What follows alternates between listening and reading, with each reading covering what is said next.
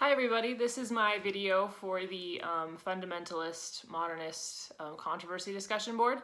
What I chose to discuss today was the Scopes trial, which is formally known as the State of Tennessee versus John Thomas Scopes, informally known as the Monkey trial.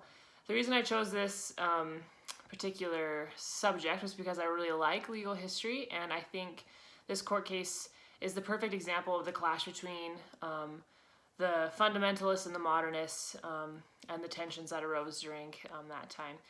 So, I'm sorry, excuse me, I have kind of a cold today, but I'm sure that many of you are familiar with the Scopes trial and the details, but just an overview of the case is John Scopes was a high school teacher in Dayton, Tennessee, and he was accused of breaking the Tennessee Butler Act, which prohibited the teaching of human evolution in any public state-funded school. So this case went to court. William Jennings Bryan represented the state of Tennessee, and Clarence Darrow represented Scopes. So Scopes eventually lost the case and was fined $100. The case was very unique and had a very religious focus. Darrow used biblical stories like the creation or Eve being created from Adam's rib, those kind of stories to represent that many things in the Bible don't really make sense in a literal sense, and that they shouldn't necessarily be taken literally. I found a newspaper article by a man named H.L.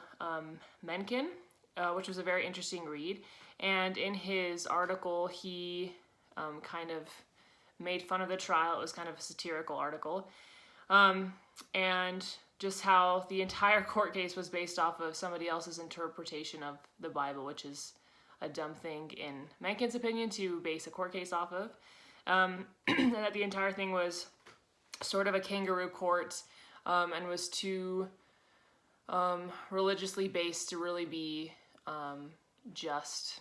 And but then on the other side of it, I also found a statement by William Jennings Bryan, who was the lawyer for the state of Tennessee, and he stated, "Science is a magnificent force, but it is not a teacher of morals.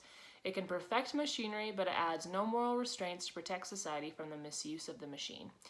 So I think this quote was really good and really sums up, I guess, the issue for many people with the Scopes trial.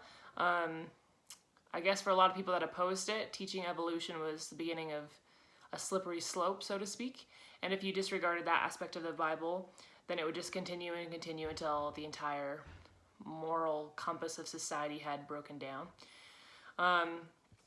So in addition, just for something different, I looked up political cartoons from the Scopes trial, which was really interesting and really fun, actually.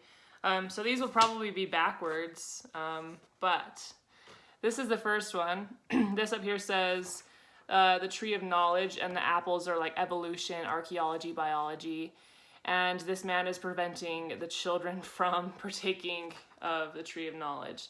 So this is obviously poking fun at the Scopes trial, and also using the story of of Adam and Eve partaking of the fruit as kind of a basis for that.